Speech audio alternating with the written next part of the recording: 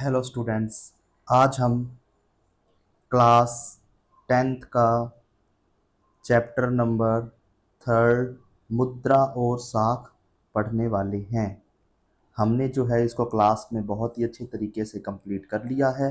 अब इसका one shot revision करते हैं।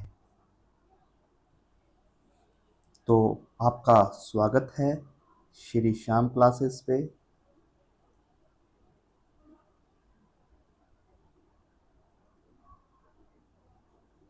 और अब हम चैप्टर शुरू करते हैं। चलिए, सबसे पहले ही क्या बताया गया है?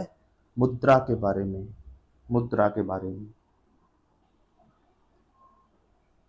मुद्रा क्या है? मुद्रा विनिमय का माध्यम है। मुद्रा क्या है? मुद्रा विनिमय का माध्यम है। कैसे? कैसे कैसे मुद्रा विनिमय का माध्यम है? क्योंकि आज के समय हमें कोई भी वस्तु खरीदनी हो या कोई भी वस्तु बेचनी हो तो किसका प्रयोग किया जाएगा? मुद्रा का प्रयोग किया जाएगा। किसका प्रयोग किया जाएगा? मुद्रा का प्रयोग किया जाएगा। इसलिए मुद्रा को विनिमय का माध्यम बताया गया है, यानी एक्सचेंज करना। विनिमय कहने का मतलब एक्सचेंज करना, किसी भी वस्तुओं का एक्सचेंज करना। चाहे हमें बुक्स चाहिए, क्या देंगे? मुद्रा, पैसे का प्रयोग करेंगे। जब वही किताबें हमारी कबाड़ के रूप में हो गई, वैसे तो किताबें कभी कबाड़ बनती नहीं है, लेकिन बहुत हैं जो लोग इसे बेच देते हैं। मानते हैं कि अब वो रद्दी बेचने गए तो फिर क्या मिलेंगे? पैसे मिलेंगे, मुद्रा।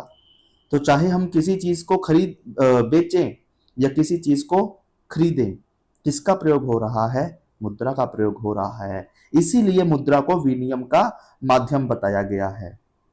ये बात हमें समझनी थी। अब देखते हैं, आज के समय तो मुद्रा है तो हम मुद्रा का प्रयोग कर रहे हैं, लेकिन आज से 3,000 साल पहले, 4,000 साल पहले व्यापार तो आज से 3,000 साल पहले भी होता था। 3000 BCE की हम जो है बात करें, व्यापार तो उस समय भी होता था। तो उस समय कैसे जो है व्यापार किया जाता था? क्या मुद्रा का प्रयोग किया जाता था? नहीं, वस्तुओं का विनिमय किया जाता था। वस्तुओं का विनिमय कहने का मतलब एक्सचेंज किया जाता था। आज के समय हमने पीछे क्या पढ़ा? मुद्रा का प्रयोग किया जा रहा है, लेकिन पहले वस्तुओं का प्रयोग किया जाता था। जैसे हम बात करें कि हमें एग्जाम्पल के लिए गेहूं बेचनी है और हमें मानते हैं कि कोई ज्वेलरी चाहिए, कोई ज्वेलरी चाहिए हमें, तो गेहूं बेचकर क्या लेंगे? ज्वेलरी। गेहूं बेचकर हम जो है ज्वेलरी ले लेंगे। गेहूं बेचकर ज्वेलरी, अब ज्वेलरी तो महंगी है, गेहूं सस्ती है, तो बहुत ज्यादा मात्रा में हमें गेहूं बेचना पड़ेगा और छोटी सी जो हमें कोई अंगूठी, चेन जो भी लेनी है वो ले लेंगे। तो ऐसा पहले के समय में होता था। क्या होता था? वस्तुओं और सेवाओं का आदान प्रदान होता था। हमने तो इधर देखा वस्तुओं का, सेवाओं का भी आदान प्रदान होता है। जैसे किसी को बहुत सारा सामान लाद कर लेकर जाना है, बैलगाड़ी का प्रयोग करेगा। अब बैलगाड़ी क्या है? यातायात का एक साधन है। तो अब जो उस साधन के बदले, यानी जो यातायात किया जा रहा है, उसकी व्यक्ति की जो सेवा ली गई, बैलगाड़ी की जो सेवा ली गई है, उसके बदले उसे पैसा देना पड़ेगा। लेकिन उस समय पैसा था नहीं, तो फिर कोई वस्तु दे दी जाती थी। और आज के समय किसी की सेवा ली जाती है तो पैसे लिए दिए जाते हैं। जैसे टीचर पढ़ा रहा है, फीस लेता है। लॉयर अपने क्लाइंट के मैटर्स को सॉल्व करता है तो फीस लेता है। डॉक्टर पेशेंट्स को ट्रीट करता है, पैसे लेता है। तो आज के समय सेवा के बदले भी पैसे हैं, लेकिन पहले सेवा के बदले भी क्या था? वस्तुओं का प्रयोग किया जाता था। तो हम बात करें, चाहे वस्तु हो चाहे सेवा हो, इनका आदान प्रदान होता था, तो मुद्रा का प्रयोग नहीं किया जाता था। तो किसका प्रयोग किया जाता था? वस्तुओं का प्रयोग किया जाता था। वस्तुओं का प्रयोग किया जाता था, उसे ही बोला गया है वस्तु विनिमय प्रणाली।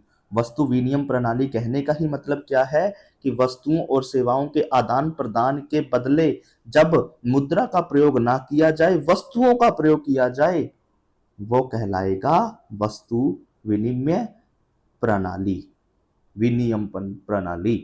ठीक है। अब इस समय जो क्या होता था, आवश्यकताओं का दोहरा संयोग भी होता था। जब वस्तु विनिमय प्रणाली का प्रयोग किया जा रहा है तो आवश्यकताओं का दोहरा संयोग भी हुआ करता था। कहने का मतलब, अब जैसे मुझे गेहूं बेचना था, जब मुझे गेहूं बेचना है, अब उसके बदले मुझे देखनी पड़ेगी कि जो भी, जैसे ज्वेलरी ही हम ले रहे थे, कोई भी जो है अंगूठी हम मानते हैं, मैं अंगूठी खरीदनी है मुझे, तो अब मुझे देखना पड़ेगा कि गेहूं खरीदने वाला व्यक्ति कौन है। सर्च करूंगा पूरे क्षेत्र में, पूरे एरिया में मुझे घूमना फिरना पड़ेगा, सर्च करना पड़ेगा कौन है जो मुझसे गेहूं खरीदेगा, कौन है जो मुझसे गेहूं खरीदेगा। मुझे मिल गया गेहूं खरीदने वाला, फिर मुझे उससे पूछना पड़ेगा क्या आप अंगूठी बेचोगे। अगर वो मानता है तो ठीक है, नहीं तो फिर मुझे किसी अन्य क्षेत्र में जाना पड़ेगा, किसी अन्य क्षेत्र में जाना पड़ेगा। यानी कि दोहरा संयोग कहने का मतलब क्या है, जो जिस वस्तुओं की मुझे आवश्यकता है तो उसके लिए मुझे उस व्यक्ति को ढूंढना पड़ेगा जो मेरी वस्तु खरीदना चाहता है, जो मेरी वस्तु को खरीदना चाहता है उसको मुझे देखना पड़ेगा। अगर वो मानता है तब जाकर वस्तुओं का या सेवाओं का आदान प्रदान होगा। उसे ही कहा गया है आवश्यकताओं का दोहरा संयोग। कहने का मतलब कि जो चीज मुझे बेचनी है, मुझे पहले उसको सर्च करना पड़ेगा, ढूंढना पड़ेगा कि कौन है ये मेरी वस्तु खरीदने वाला। इंग्लिश में इसे डबल कोइंसिडेंस ऑफ वांट्स कहा गया है। ये बात जो है यहां पर बताई गई है, तो इसे रीड करके देख लो। जब दो व्यक्ति मुद्रा का उपयोग किए बिना एक दूसरे की वस्तुओं को खरीदने और बेचने पर सहमत होते हैं तो इसे आवश्यकताओं का दोहरा संयोग कहा जाता है। दो व्यक्ति जो है सहमत हो गए, नहीं सहमत हुए तो और उसे सर्च करना पड़ेगा, सहमत हो गए तो ठीक है, फिर आदान प्रदान वस्तुओं का हो जाएगा। लेकिन जैसे ही हम बात करें कि जैसे ही मुद्रा का जो है वो खोज हो गई, मुद्रा की खोज हो गई, तो जो ये समस्या थी आवश्यकताओं का दोहरा संयोग जो करना पड़ता था, मुद्रा की खोज होने के बाद ये इस समस्या का क्या हो गया, समाधान हो गया। अब तो मुद्राओं का प्रयोग किया जाने लगा और ये जो समस्या थी इसका समाधान हो गया। तो ये बात हमने यहां पढ़ी। अब नेक्स्ट स्लाइड में देखते हैं यहां क्या बताया गया है। वही जो हमने बात की दोहरा संयोग की जो समस्या थी, इसका हल कैसे निकला, मुद्रा से। ये तो आज के समय की जो है मुद्रा बताई गई है। पहले के समय सिक्के, चांदी के सिक्के, मोहरें, सोने के सिक्के, ठीक है, अलग अलग प्रकार की जो है सिक्के वगैरह यूज किए जाते थे। तो ये बात यहाँ पर बताई गई है। मुद्रा यह समस्या कैसे हल करती है। आज के समय जो है मुद्रा के प्रयोग के कारण आवश्यकताओं का दोहरा संयोग की मजबूरी पूरी तरह से समाप्त हो गई है। क्यों? क्योंकि किसकी खोज हो गई, मुद्रा। तो हम वस्तुओं का आदान प्रदान ना कर कर मुद्रा का जो है आदान प्रदान करेंगे। कोई वस्तु खरीदनी है तो मुद्रा का प्रयोग करेंगे। ये बात जो है हमने पढ़ी। इसके जो है उदाहरण जो भी बताया हुआ है, जैसे कोई जूता निर्माता है, जूता निर्माता है। अब जो इस जूते निर्माता जो व्यक्ति है, इसको तो रोटी खानी है, यानी गेहूं चाहिए। तो वो क्या करेगा, जूते को निर्माण करेगा, मार्केट में बेचेगा, पैसे कमाएगा, उस पैसे से गेहूं ले आएगा। लेकिन पहले क्या था, उस जूते को ही इसको बेच देगा और इससे गेहूं खरीद लेगा, जब मुद्रा नहीं थी। और अब मुद्रा है तो अपनी वस्तु को मार्केट में बेचेगा, मार्केट से पैसा लाएगा, उस पैसे से गेहूं खरीद लेगा। तो ये बात जो है इस उदाहरण में बताई गई है। बाकी आप स्वयं से रीड कर लेंगे। आगे देखते हैं मुद्रा के कौन कौन से जो है रूप दिखाए गए हैं। पुराने समय में किस प्रकार से मुद्रा का प्रयोग होता था और आज के समय मुद्रा का किस प्रकार से प्रयोग होता है। तो पहले के समय में जो है आहत सिक्कों का प्रयोग किया जाता था। अब आहत सिक्के क्या होते हैं, पंच मार्क्ड कॉइन। अब एक सांचा सा या जो खांचा है वो तैयार कर लिया जाता था। एक खांचा दूसरा इधर तैयार कर लिया जाता था। राजा जो है इस तरफ अपनी आकृति छपवा देगा, राजा अपनी फोटो छपवा देगा। दूसरी तरफ किसी देवी देवता पेड़ पौधों की जो है आकृति है वो यहां पर छपवा देगा। राजा इसलिए करता था ऐसा, वो दिखाना चाहता था कि मैं प्रकृति की रक्षा करता हूं। कभी देवी देवताओं की फोटो छपवाता ताकि मैं धार्मिक हूं, जनता से मेरा जुड़ाव बना रहे। तो एक तरफ खुद की, दूसरी तरफ किसी देवी देवता या प्राकृतिक वस्तुओं की जो है वो फोटो या जो है कार्विंग करवा देता था। आकृति जो है वो उकरवा देता था, उकेर देता था, किसी से करवाता था ऐसा। अब क्या होगा, वो जो मेटल है, चाहे वो सोने के सिक्के है, चांदी के है, तांबे के, जो भी सिक्के वो बनाएगा, उस सिक्के का घोल इसमें पिला देगा और ऊपर से जो ये सेकंड नंबर वाला है इसको इस पर फिट कर देगा, इसको इस पर रख देगा, इसको इस पर रख देगा। यानी कि अब जो मेटल है, एक नीचे वाली आकृति छप जाएगी और दूसरी वाली आकृति है ऊपर छप जाएगी। तो फिर वो सिक्का ठंडा होने के बाद उसे निकाल लेगा तो वो सिक्का तैयार हो गया। एक तरफ जो अंदर वाली आकृति थी राजा की, दूसरी तरफ जो है किसी प्राकृतिक वस्तु या जो भी है या देवी देवता है, दूसरी तरफ उसकी आकृति छप जाती थी। ये देखो, कुछ इस प्रकार से जो है ये पंच मार्क्ड कॉइन हुआ करते थे। ये देखिए, ये जो है पंच मार्क्ड कॉइन, आहत सिक्के दिखाए गए हैं। और भी जो है, और भी जो आहत सिक्के यहाँ हैं, कोई भी उठाकर देख लीजिए। बाकी आप देख सकते हैं अपना गूगल वगैरह करके कि कैसे आहत सिक्के जो है पंच मार्क्ड कॉइन तैयार किए जाते थे।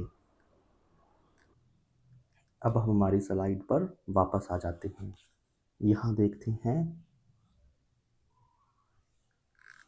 पंच मार्क्ड कॉइन, आहत सिक्के पुराने समय में प्रयोग किए जाते थे।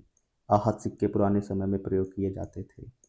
और तुगलक समय के सिक्के, गुप्त काल के सिक्के, अकबर के समय सोने की मोहर, ये सब कैसे रूप हैं? यह सब प्राचीन रूप है।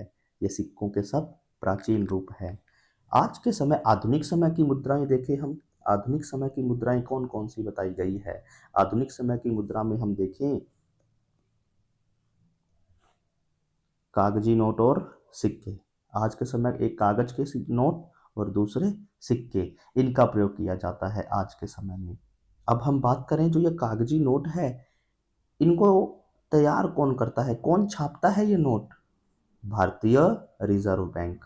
क्वेश्चन आ जाएगा कि जो है नोट कौन जारी करता है? भारत में नोट कौन जारी करता है? भारतीय रिजर्व बैंक। कहाँ है इसका हेडक्वार्टर, मुख्यालय? मुंबई। मुंबई। कहाँ है इसका हेडक्वार्टर? मुंबई। मुंबई में इसका हेडक्वार्टर है। तो हमारी जो मुंबई है ये कैसी राजधानी है? यह है वित्तीय राजधानी है। प्रशासनिक राजधानी दिल्ली, वित्तीय राजधानी मुंबई। क्योंकि सारा जो है लेखा जोखा जो है कामकाज है पैसों से संबंधित, वो कहाँ है? मुंबई में। भारतीय रिजर्व बैंक कहाँ है? मुंबई में। तो हमें क्या याद रखना है? कागजी नोट जारी कौन करता है? भारतीय रिजर्व बैंक। भारतीय रिजर्व बैंक जारी करता है। किसके कहने पर? केंद्र सरकार के कहने पर। जब तक केंद्र सरकार अनुमति नहीं देगी तब तक आरबीआई काम नहीं करेगा। ये क्वेश्चन हमें याद रखने हैं। आगे चलते हैं। बैंकों में निक्षेप या जो चेक, इससे संबंधित हम बात पढ़ते हैं। बैंक में निक्षेप कहने का मतलब या जो है मांग जमा कहने का क्या मतलब है? जब हम कोई पैसा जमा करते हैं बैंक में और अपनी सहमति से, अपनी मर्जी से जब भी हम उसे निकलवाना चाहें निकलवा सकते हैं, उसे ही कहा गया है मांग जमा या बैंकों में निक्षेप। बैंकों में निक्षेप या मांग जमा। हमारी जमा की गई राशि जब भी हम चाहें, यानी खाता धारक चाहे, वह निकलवा सकता है, वो है मांग जमा। चाहे वो एटीएम से निकलवाए, चाहे वो चेक के जरिए निकलवाए, चाहे वो आज के समय यूपीआई करे, किसी तरीके से भी ट्रांजैक्शन करे, वो कहलाएगी मांग जमा। वापस देखते हैं मांग जमा कहने का क्या मतलब है। एक व्यक्ति ने बैंक में पैसे जमा करवाए और उस पैसे को कभी भी निकलवा सकता है, वही है मांग जमा। वो एटीएम का यूज करे, वो चेक का यूज करे, किसी का भी प्रयोग करे, वो बात जो है यहां पर बताई गई है।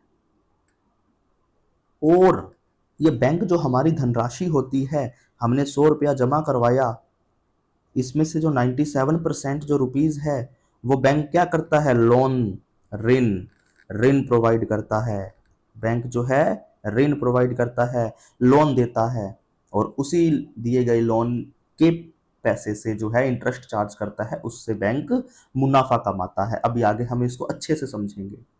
हमको यहाँ क्योंकि मांग जमा समझना था, वो हमने समझ लिया, जो कि है क्या, बैंक में जो हम पैसा जमा करते हैं, जो बैंक में हम पैसा जमा करते हैं या खाता धारक जो जमा कर रहा है, वो एटीएम या चेक के जरिए कभी भी पैसा निकाल सकता है, वही मांग जमा है। और हमारी जो धनराशि होती है, पैसा होता है, बैंक उस पैसे से जो है आगे लोगों को लोन देता है, उनसे इंटरेस्ट चार्ज करता है और मुनाफा कमाता है। अब हमें क्या पढ़ना है, जब हम ये अपना जो है बैंक से पैसा निकलवाने गए तो हमने यूज किया किसका, चेक का। तो चेक के बारे में हमें देखना है, चेक के बारे में अब हमें समझना है। अब चेक होता क्या है ये हम देखते हैं। अब हम आ गए हैं अपनी बुक पर, अब देखते हैं इसमें क्या है चेक। अब चेक में क्या क्या होता है, इधर पे, जो व्यक्ति पैसे पे कर रहा है, जो व्यक्ति पैसे पे करेगा उसका नाम, जैसे प्रेम कुमार का नाम बता रखा है। ये चेक कब का है, 10/6/2016 का भरा हुआ है। तो इस तरफ डेट होगी, यहाँ पर रुपए होंगे नंबर में, वर्ड्स में, जैसे 57,000, 57,000 रुपये जो है ये पे कर रहा है, यहाँ पर नंबर्स में। और यहाँ पर अकाउंट नंबर होगा। अब स्टेट बैंक का चेक है ये, स्टेट बैंक का चेक, ठीक है। तो यहाँ पर बैंक शाखा का जो है नई वगैरह जो भी है, नई दिल्ली का जैसे ये जो बताया गया है कैंपस। इसके बाद चेक नंबर, कितने नंबर का ये चेक है, तो ये चेक नंबर इधर बता रखा है। इधर बैंक द्वारा प्रयुक्त कोड, यानी कि जिसको अपने MICR कोड बोल देते हैं, ये MICR कोड है, ये बैंक का एक कोड है, ठीक है। साथ के साथ यहाँ पर जो है व्यक्ति के सिग्नेचर करवा दिए जाते हैं, और इसके पीछे 2 सिग्नेचर करवा दिए जाते हैं चेक के पीछे। इसके बाद जब ये चेक भर दिया तो अब बैंक को पैसे देने पड़ेंगे, चाहे ये व्यक्ति जो है खुद के खाते से पैसे निकलवा रहा है, खुद यूज कर रहा है, चाहे खुद के खाते से किसी दूसरे के व्यक्ति में ट्रांसफर कर रहा है। तो खुद के पैसे से निकलवाने के लिए एक चेक भरना पड़ेगा, और जमा करवाने के लिए जो नॉर्मल जमा करने वाला जो चेक होता है, डिपॉजिट करने वाला जो है वो ड्राफ्ट होता है, वो भरना पड़ेगा। तो व्यक्ति अपने खाते से रुपए निकलवा रहा है, तो ये इस प्रकार का चेक उसे भरना पड़ेगा। तो हमने चेक से संबंधित चीजें पढ़ ली, ठीक है। तो ये यहाँ पर बता रखा है। तो चेक क्या है, चेक एक कागज होता है। चेक क्या होता है, एक कागज होता है जिसके द्वारा बैंक एक व्यक्ति के खाते से दूसरे व्यक्ति के खाते में पैसे भेजता है, या उस व्यक्ति को भुगतान करता है, जिस व्यक्ति का अकाउंट है उस व्यक्ति को भुगतान करता है। तो ये चेक होता है। आशा करता हूं कि आपने भरा भी होगा। अब जो है इसके बाद भुगतानकर्ता, भुगतानकर्ता कौन होता है, जो चेक लिख रहा है, जो व्यक्ति चेक लिख रहा है और जिसके खाते में डाल रहा है, वो कहलाएगा पेई। जिस व्यक्ति के चेक के माध्यम से पैसा मिलता है उसे पेई कहेंगे, है ना। वहां पर लिखा भी हुआ था पे, यानी कि जिसके खाते में पैसे आएंगे उसे पेई बोला जाएगा, उसे पेई बोला जाएगा। तो ये हमने चेक से संबंधित 1 मार्क्स में डेफिनेशन आएगी, आपको इतना ही याद करना है, ये समझाने के लिए एक्स्ट्रा चीजें हैं। आगे देखते हैं अब बैंक की ऋण संबंधित गतिविधियां। अब बैंक की ऋण संबंधित गतिविधियां के बारे में देखते हैं। 2 नंबर 3 नंबर में क्वेश्चन भी यहाँ से बन सकता है। अब बैंक में होता क्या है कि हमने अपने पैसे को जमा किया, और बैंक ने हमारी राशि स्वीकार की और उस पर हमें ब्याज भी देगा। जैसे हम अब देखते हैं, हमने बैंक में 100 रुपये जमा किए, हमने बैंक में 100 रुपये जमा किए। अब इस 100 रुपये के अनुसार एसबीआई का जो इंटरेस्ट रेट चल रहा है, ब्याज दर, वो 2.5%, 2.5% है। तो बैंक जो है हमें किस हिसाब से, किस इंटरेस्ट रेट से हमें पैसे दे रहा है? 2.5% के हिसाब से बैंक हमें ब्याज दे रहा है। बिल्कुल अच्छी बात है। इसके बाद होता क्या है कि जो हमने पैसा जमा किया, क्या हम हमेशा डेली इसको निकलवाते रहेंगे? नहीं, जरूरत पड़ेगी तभी निकलवाएंगे। 100 जमा किया तो 10 रुपये का भी 20 रुपये, उदाहरण के लिए समझ रहे हैं हम, 10 रुपये 20 रुपये, ऐसा होता नहीं है, समझ रहे हैं, सिर्फ कैलकुलेशन ईजी रहे। तो इसमें से कभी 10 रुपये कभी 20 रुपये हमने निकलवाई, हमारा बहुत बड़ा जो एक अमाउंट है वो बैंक में ही डिपॉजिट रहता है। तो हमारे पैसे का बैंक क्या करता है? बैंक जो पैसा हमने डिपॉजिट किया, जैसे हमने 100 रुपये डिपॉजिट किए थे, तो हमारे 3% प्रेजेंट का जो है 2026 के अकॉर्डिंग, 2026 के अकॉर्डिंग जो है वो 3% है। और अपनी बुक में जो बात की गई है वो 5%। तो हम अब जो है बुक के अकॉर्डिंग समझेंगे 5% क्या, वो देखते हैं। तो हमने जो 100 रुपये जमा किए, तो 95% इसमें से क्या करेगा बैंक? लोन प्रोवाइड करेगा। और जो 5% है वो अपने पास जमा रखेगा, ताकि कभी भी हम बैंक में से पैसा लेने चले गए तो बैंक के पास पैसा भी तो होना चाहिए। तो हमारे जमा की गई राशि का 5% बैंक अपने पास डिपॉजिट रखता है, और 95% का क्या करेगा? दूसरे दूसरे व्यक्तियों को लोन दे देगा, दूसरे व्यक्तियों को लोन देगा। जब देखो हमने बैंक में पैसा डिपॉजिट किया तो 2.5% हमको जो है ब्याज मिला। जब ये बैंक दूसरे दूसरे व्यक्तियों को इस 95% का लोन दे रहा है, तब बैंक क्या करेगा? उनसे चार्ज करेगा 7.5%। और जैसे जैसे अमाउंट बढ़ती जाएगी ये रेट भी बढ़ता जाएगा, 15% तक पहुंच जाता है। तो बैंक 7.5 से 15% तक लोन पर चार्ज कर रहा है और हमें दे रहा है 2.5%। अब हम देखें, अब हम देखें, साफ से इसको लिखते हैं।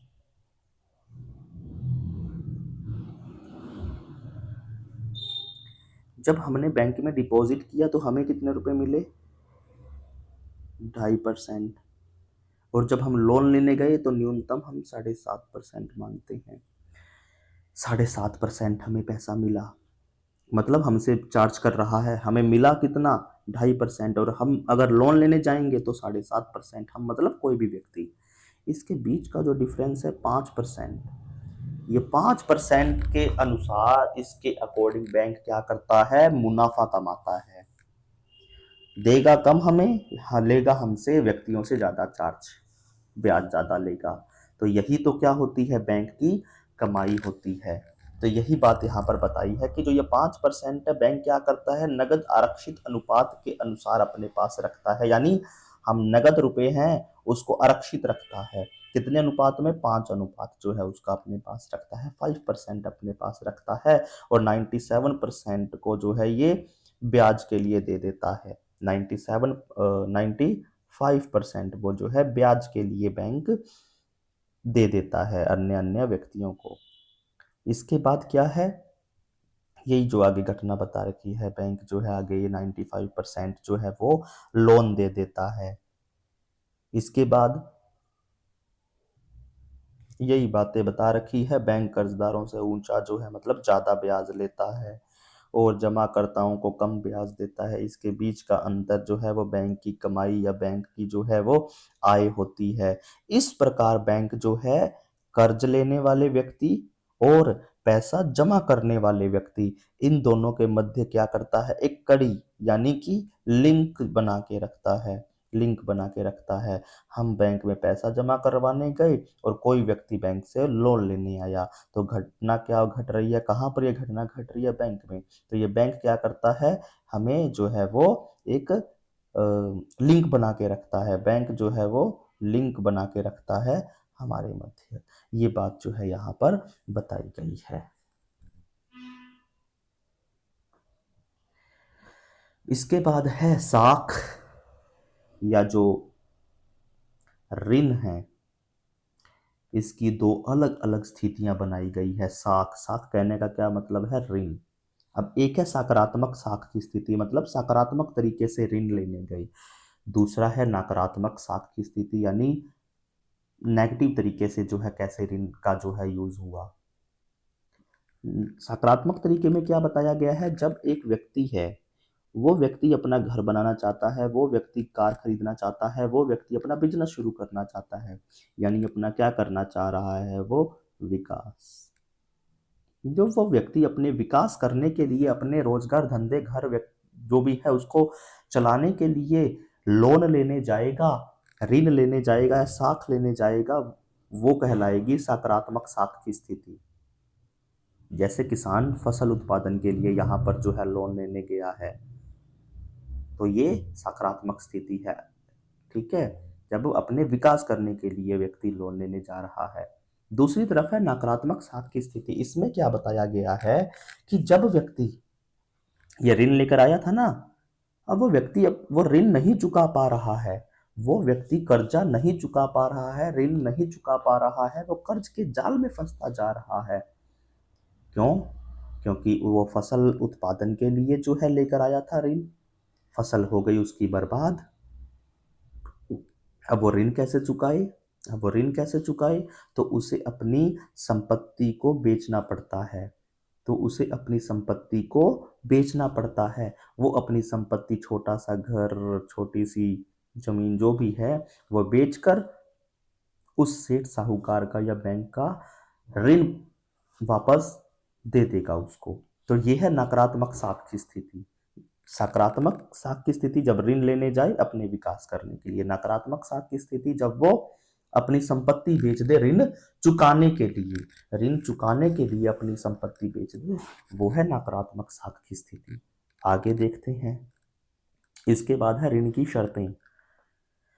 अब जो है ऋण लेने जाएंगे तो ऋण के लेने के समय क्या क्या शर्तें होगी? यहाँ पर जो है शर्तें बताई गई है ऋणदाता और कर्जदार के मध्य। शर्तें किस किस के बीच में होगी? ऋणदाता जो ऋण दे रहा है और जो ऋण प्राप्त कर रहा है वो कहलाएगा कर्जदार। तो ऋण देने वाला ऋणदाता, ऋण प्राप्त करने वाला कर्जदार, या जो है अपने इसको क्या और कह सकते हैं, बोरोवर। बोरोवर उधार लेने वाला व्यक्ति, कर्जदार या उधार लेने वाला व्यक्ति। तो चार शर्तें हैं इसमें, चार यहाँ पर जो है मेन मेन शर्तें बताई गई है। पहली शर्त क्या होगी? ब्याज दर। अब जो ऋणदाता है, ये ऋणदाता डिसाइड करेगा कि मैं तुझसे 12% के हिसाब से चार्ज ले रहा हूँ। तू मुझसे 10,000 रुपये लेकर जा रहा है कर्ज, ले जा, मैं तुझसे 12% रुपये चार्ज कर रहा हूँ। तो ऋणदाता क्या करेगा? कर्जदार से ब्याज की दर निश्चित करेगा कि इतने ब्याज दर पे मैं तुझसे पैसे वापस लूंगा। ये बताई गई है बात। और और आगे क्या बताया हुआ है? समर्थक ऋणधार, कोलैटरल कहने का मीनिंग गिरवी रखना कुछ भी वस्तु। जब ये ऋणदाता इस कर्जदार को पैसे दे रहा है, पैसे दे रहा है, उस समय कहेगा कि तू जो है मेरे पैसे लेकर भाग गया, तो अपनी जमीन के कागज, गाड़ी, मकान जो भी है उसके कागज मेरे पास जमा करवा जा, वो जमा करवा जा। जब तू मेरे 10,000 रुपये दे जाएगा तब मुझसे ये अपने घर के कागज वगैरह वापस ले जाना। तो इसे कहेंगे समर्थक ऋणधार, कोलैटरल। कहने का मतलब कि जब जो ये कर्जदार या जो उधार करता है, उधार लेने वाला व्यक्ति है, ये ऋण लेने के लिए जाएगा तो इसे अपनी संपत्ति गिरवी रखनी पड़ेगी, उसे ही समर्थक ऋणधार बोला गया है। तीसरी है आवश्यक कुछ कागजात या डॉक्यूमेंट्स। अब ये ऋणदाता कहेगा कि तू अपनी संपत्ति तो मेरे पास जमा कर ही, जमीन के कागज वगैरह, गाड़ी के कागज वगैरह जमा कर ही, साथ के साथ अपना जो है आईडी कार्ड भी मेरे पास छोड़ कर जा, कोई आइडेंटिटी जैसे पहचान पत्र, निवास प्रमाण पत्र, ठीक है, कुछ भी जमीन के कागज वगैरह जो भी कुछ है, कोई आइडेंटिटी प्रूफ है, वो आइडेंटिटी प्रूफ मेरे पास तू छोड़ कर जा। चौथा है भुगतान का तरीका।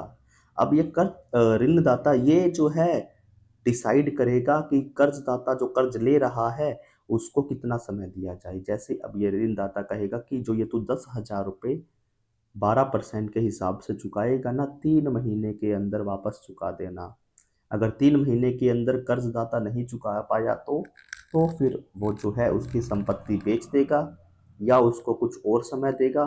तो 12 से बढ़ाकर कहेगा कि चल तुझे और चाहिए समय, और ले ले 15% अब मुझे चार्ज देना, 15% चार्ज देना। तो ऐसे भी साहूकार जो है कर सकते हैं, ये ऋणदाता जो है ये कर सकता है। तो हमने क्या पढ़ा, जो ऋण की शर्तें क्या है, ऋण की शर्तें किस किस के जो है मध्य वो की जाएगी, ऋणदाता और कर्जदाता या कर्जदार इनके मध्य।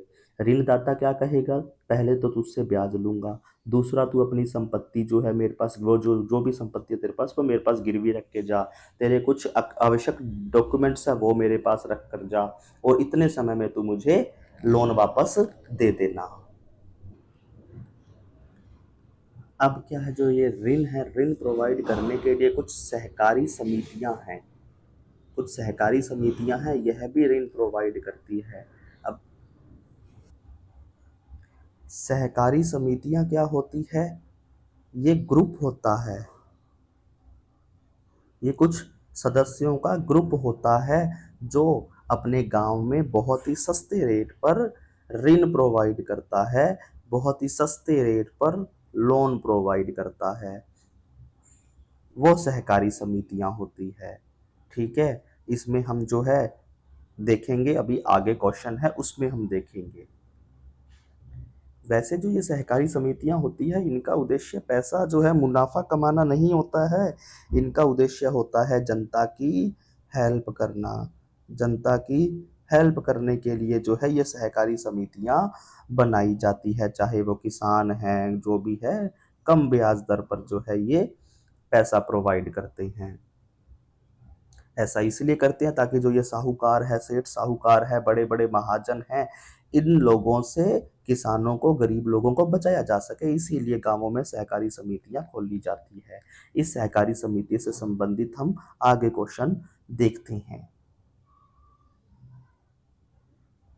ये बाद में देखेंगे, पहले हम जो है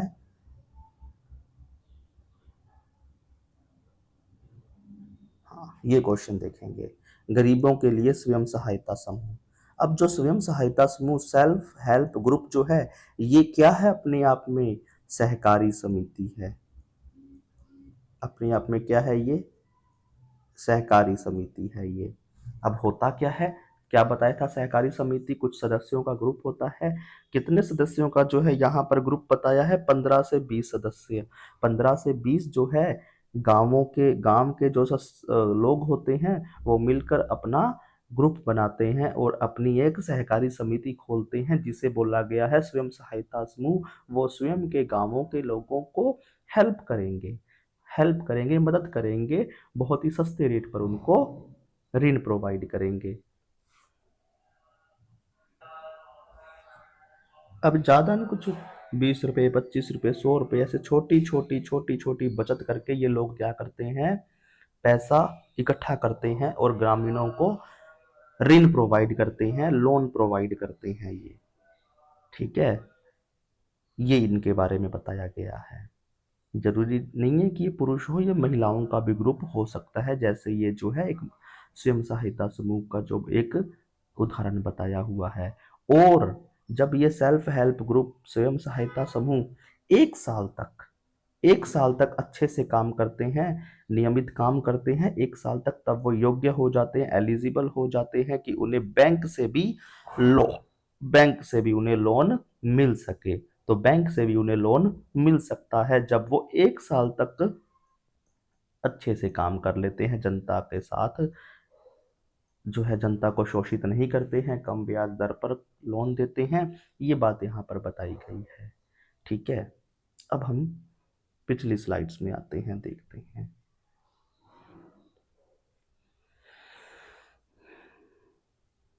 अब देखते हैं औपचारिक और अनौपचारिक, औपचारिक और अनौपचारिक क्षेत्र के जो ऋण हैं उसके बारे में हम देखते हैं। औपचारिक क्षेत्र में कैसे ऋण जो है वो प्रोवाइड किए जाते हैं, अनौपचारिक क्षेत्र में कैसे, अच्छा कौन है दोनों में से, वो चीजें अब हम देखेंगे। तो औपचारिक क्षेत्र में जो ऋण है वो कौन प्रोवाइड करेगा, बैंक और सहकारी समितियां। अब वही सहकारी समिति जो 1 साल तक अच्छे से कार्य करने के बाद जो है बैंक से पैसा मिलेगा। सरकार के अंडर में भी जो है ये सहकारी समितियां काम करती है। जैसे हमारे आसपास जो है क्षेत्र में एक बैंक है जिसका नाम है हनुमानगढ़ सहकारी बैंक। हनुमानगढ़ सहकारी बैंक जो कि सरकार के अधीन है और उसमें कुछ प्राइवेट व्यक्तियों का भी पैसा इन्वेस्टेड होता है। तो औपचारिक क्षेत्र में कौन कौन से ऋण? बैंक और सहकारी समितियां। अनौपचारिक में महाजन, साहूकार, व्यापारी, रिश्तेदार जो हैं ये अनौपचारिक तरीके से हमें ऋण प्रोवाइड करते हैं। बैंक जो औपचारिक तरीके वाले बैंक हैं ये जो है ये रजिस्टर्ड होते हैं, सरकार के नियमों का पालन करते हैं। आरबीआई जो रिजर्व बैंक ऑफ इंडिया है उसकी निगरानी में काम करते हैं। अगर बैंक हमारे साथ जो है वो गलत व्यवहार करेगा, हमको परेशान करेगा तो आरबीआई जो है वो एक्शन लेगा। ये इनकी जो ब्याज दर होती है कम होती है, निश्चित होती है, ज़्यादा जो है ये परेशान नहीं करते हैं। अब जो है ये भी हमसे जो है कुछ कागजात वगैरह जो है जमा करवाएंगे, जैसे घर के कागज, गोल्ड वगैरह जो भी है वो गाड़ी के कागज वो हमसे जमा करवाएंगे, तभी हमें ये जो है ऋण प्रोवाइड करेंगे। दूसरी तरफ ये जो है हमें हम सुरक्षित होते हैं, हमारा पैसा यहाँ कहीं नहीं जो है मतलब डूबेगा, हम आराम से इसको पैसा प्रोवाइड कर सकते हैं।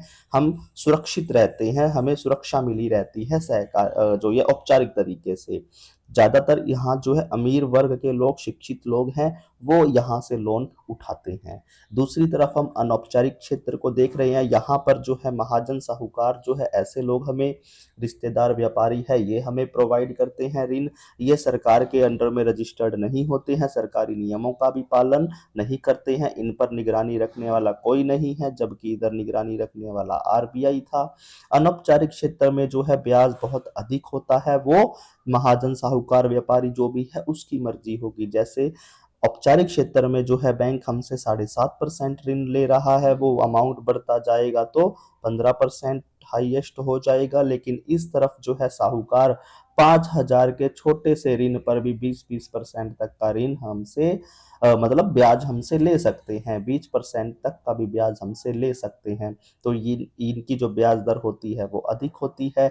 ये भी कहते हैं कि तुम्हें कुछ कागज जमा करवाने पड़ेंगे तभी हम आपको लोन देंगे, ताकि कोई वो जो है लोन लेने आया है वो भाग ना जाए, इसीलिए ये भी कागजात जमा करवाते हैं। और ये भी इधर औपचारिक क्षेत्र में भी कागजात जमा करवाते हैं। यहाँ पर कोई सुरक्षा नहीं है, अगर जिस महाजन ने, साहूकार ने हमें ऋण दिया था वही भाग जाए तो भाग जाएगा रुपए खाकर। जैसे जो वो मूवी थी हेरा फेरी, उसमें क्या था कि 22 दिन में, 20 दिन में पैसे डबल, और वो जो है भाग जाता है। उस प्रकार से अनौपचारिक क्षेत्र वाले ये भाग सकते हैं कभी भी। यहाँ पर हमें कोई सुरक्षा नहीं होती है, जोखिम भरा होता है ये, जबकि हमें यहाँ सुरक्षा होती है। औपचारिक में सुरक्षा होगी जबकि अनौपचारिक में कोई सुरक्षा नहीं होगी।